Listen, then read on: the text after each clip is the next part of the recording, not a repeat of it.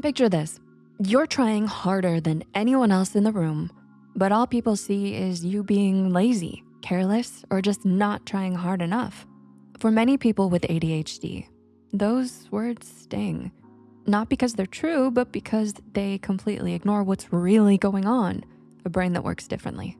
This part rarely gets talked about. ADHD isn't just about focus or memory, it affects how the brain manages stress and emotions. And when combined with years of negative feedback, it can also shape how people come to see themselves. Over time, it's not always the ADHD itself that hurts the most. It's the trauma and stigma that pile up around it. ADHD and the brain, the basics. Let's start with the brain. If you've ever wondered why focusing feels like pushing through quicksand, here's why. The prefrontal cortex, your brain's planning center, doesn't always fire the same way in ADHD. Think of it like the manager of your mental office keeps stepping out for coffee breaks. And those motivation chemicals, dopamine and norepinephrine, they don't flow the same either. Imagine trying to drive with a fuel tank that keeps leaking. That's why starting a boring task can feel impossible, even if you know it matters. On top of that, the limbic system, your brain's emotional amplifier, tends to be extra sensitive, which means emotions don't just tap you on the shoulder. They slam the door wide open. That's why feelings in ADHD can feel louder, heavier, and harder to regulate. Science backs this up. Brain scans literally show these differences. But the key takeaway? It's not willpower, it's wiring. When the world doesn't understand. Now imagine living with that brain in a world designed for neurotypical minds. You forget homework, you're called lazy. You miss a deadline, you're told you're careless. You get emotional, people say you're overreacting. At first, it just feels frustrating. But when it happens day after day, year after year, the message becomes clear. You're not good enough. And eventually, those voices don't just come from teachers or parents. They start echoing inside of your own head. Here's what science tells us. Constant criticism and stress don't just hurt feelings. They change how the brain functions.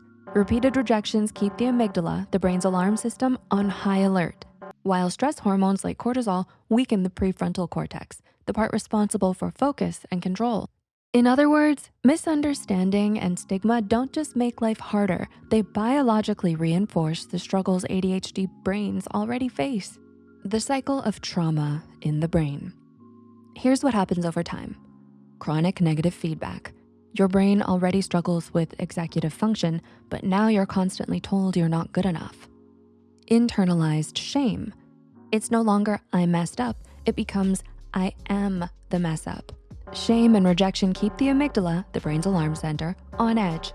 So even everyday situations can feel unsafe. Rejection sensitivity.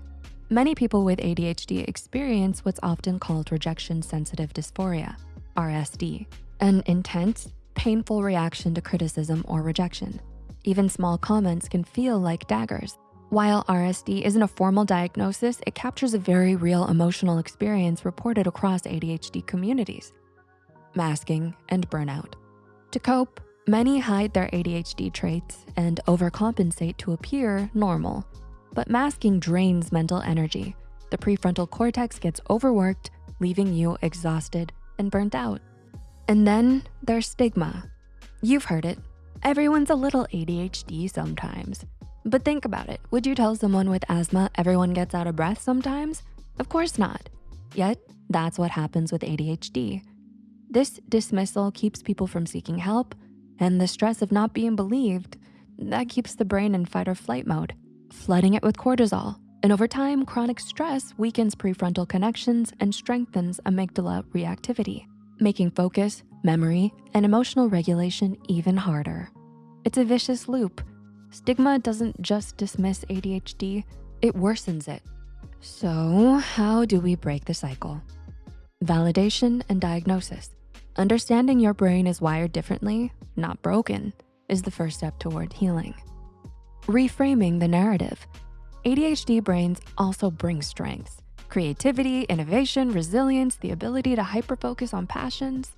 Trauma-informed care. Real treatment isn't just medication. It also means therapy, ADHD coaching, and strategies that help heal the trauma stored in the brain. And self-compassion. The brain thrives when we unlearn shame and replace it with patience and kindness. So here's the truth. ADHD begins in the brain's wiring, but the deepest wounds often come from the scars of misunderstanding, stigma, and trauma. If you live with ADHD, remember, the shame was never yours to carry. And if you don't, the best thing you can give is compassion. Because when we finally see ADHD for what it really is, a brain difference, not a character flaw, we don't just help people survive, we help them thrive. And maybe the more we talk about it, the less often someone with ADHD will have to hear those words: lazy, careless, not trying hard enough.